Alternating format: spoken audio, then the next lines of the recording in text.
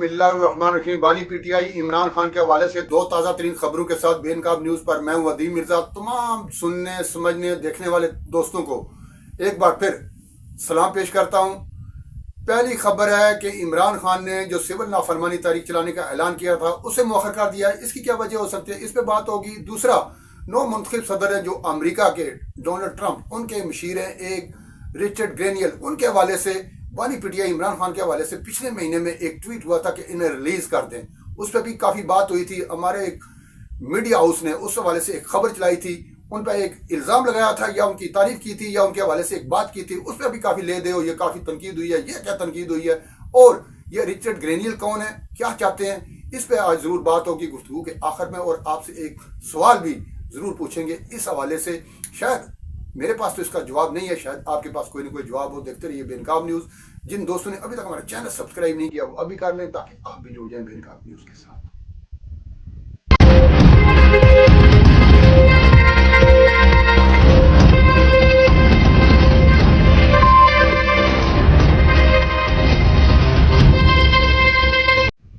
Social media के साथ जो मुंसलिक दोस्त हैं उनको तो ये पता ही है कि बानी पीटीआई इमरान खान ने एक सिविल नाफरमानी तारीख चलाने का ऐलान किया था।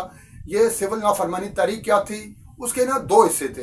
एक था कि जो हमारे बैरून मुल्क पाकिस्तानी हैं, जो वहाँ से रकूम पाकिस्तान भेजते हैं, जो पैसा भेजते हैं अपने पीछे जो वर्षा हैं उनके गुजर बसर के लिए, वो बंद कर दें, कम कर दें, ना भेजें ताकि मीशत पर दबाव पड़े। और दूसरा था ये जो फौजी मसनूआत हैं इनका बाइकाट कर दिया जाए। फौजी मसनूआत से मुराद पाकिस्तान में बनने वाली जो मसनूआत हैं उनका बाइकाट किया जाए।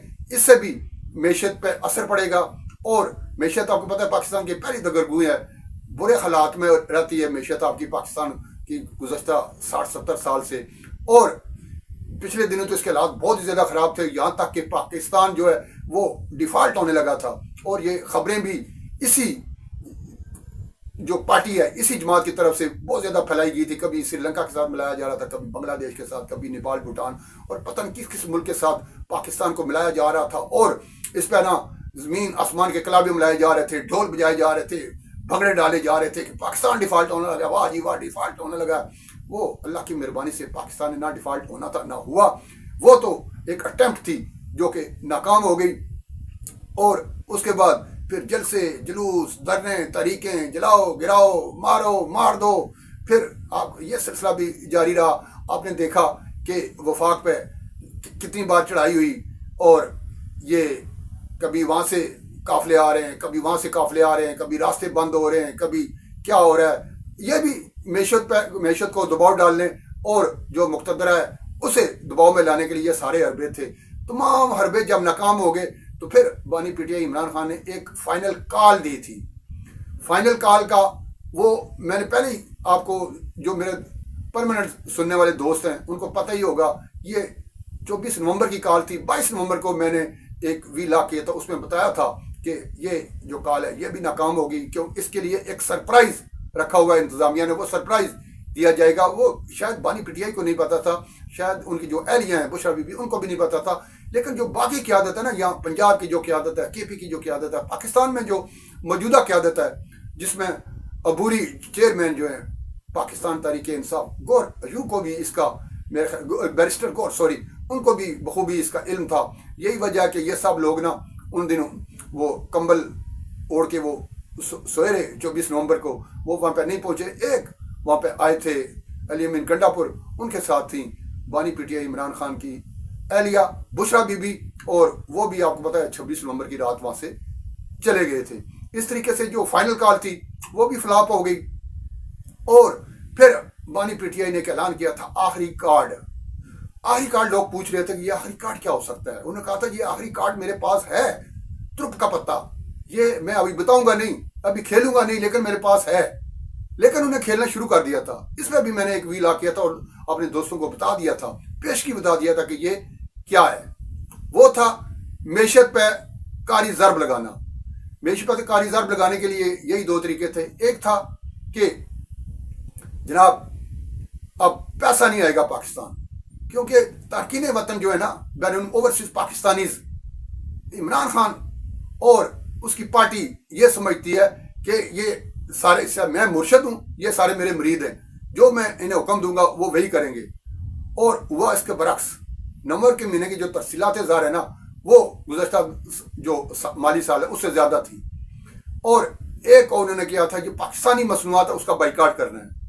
آپ کو پتہ ہی ہے نا، جب اسرائیل نے غزہ کو لہو لہو کیا تھا، جب نہتے فلسطینیوں، بچوں، بڑوں، خواتین کو نیست و نابود کیا تھا، انہیں طے کر دیا تھا 1 لاکھ کے قریب جو غیر مصدقہ اطلاعات ہیں وہ فلسطینی شہید کیے ہیں، تو پاکستانیوں سمیت تمام منتخب مسلمان نے یہودی جو مصنوعات ہیں ان کا بائیکاٹ کیا تھا۔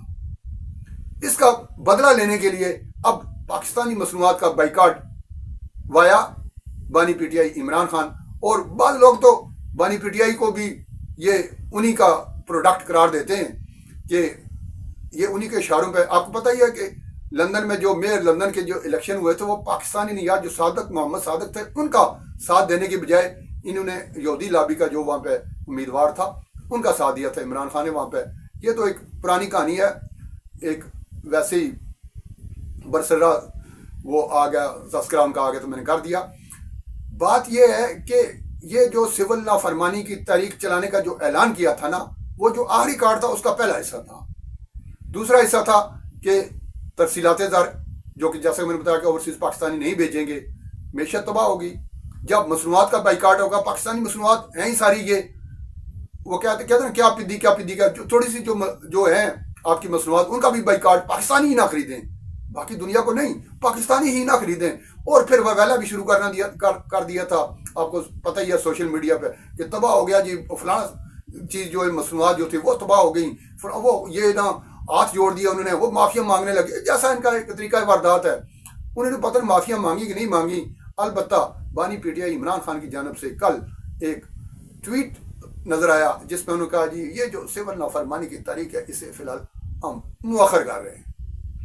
اور سول نافرمانی کی جب تاریخ چلائی تھی نا، یہ اعلان کیا تھا کہ سول نافرمانی کی تاریخ چلانے لگے ہیں، تو اس وقت جو ان کے پیروکار ہیں نا بانی پی ٹی آئی کے اور تحریک انصاف کا، وہ ایسے مکے لہرا رہے تھے، اب دیکھیں کیا، اب دیکھیں ہم کیا کرنے لگے ہیں۔ جب یہ چل پڑی تو پھر کیا لگاتے تھے، ہنستے لگاتے تھے، وہ تمسخر اڑاتے تھے۔ یہ اب کل سے جب مؤخر ہوئی ہے، یہ شکلیں ان کی نا ایسی ہوئی ہیں، یہ شکلیں ان کی نا تینوں شکلیں ان کی نا دیکھنے والی ہیں۔ اور دوسری تفصیلات زر، جیسا کہ میں نے آپ کو بتایا کہ وہ ناکام ہو گئی۔ یہ جو سیمائی چل رہی ہے، مالی سال جو چل رہا ہے، اس میں زیادہ پیسہ بھیجا بین الملک میں جو ہمارے پاکستانی بھائی ہیں، ظاہر انہوں نے پیسہ بھیجنا ہے تو ان کے گھر والوں کا گزر بسر چلنا ہے نا، تو یہ سمجھتے ہیں کہ شاید میرے اعلان یا میرے کسی نے حکم کے مرونے میں رہتے ہیں وہ سارے۔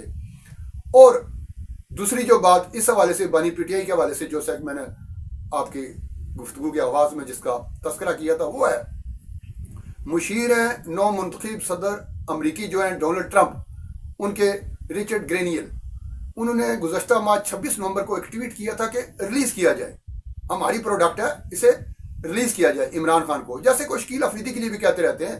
دیکھیں جب کوئی کسی کا کوئی بندہ کہیں پکڑا ہوا ہوتا ہے، اس فکر تو ہوتی ہے نا، اس سے اتنی زیادہ وہ میرا خیال ہے اچھالنے کی یا اس طرح اجاگر کرنے کی ضرورت تھی نہیں۔ اگر ہم لوگ اپنی پاکستان کی بیٹی عافیہ صدیقی کے لیے آواز بلند کر سکتے ہیں تو وہ اپنے پروڈکٹ کے لیے کیوں نہیں کر سکتے؟ کریں، ان کا حق بنتا ہے۔ یہ ہم پہ ڈیپینڈ کرتا ہے کہ ہم خود مختار ایک ریاست ہیں یا نہیں، کیا ایک مشیر کے کہنے پہ، یا میں کہتا ہوں پورا ملک ہی کہنا شروع کر دے۔ جیسا کہ پہلے آپ 60 لوگوں نے خط لکھا تھا نا، وہ گو کہ وہ خود الیکشن ہار گئے، انہوں نے بھی خط لکھا، برطانیہ سے بھی، اب اسرائیل سے بھی، ہر طرف سے یہ جو لابیز ہیں جن کی یہ پروڈکٹس تھی انہیں تکلیف تو ہوگی نا۔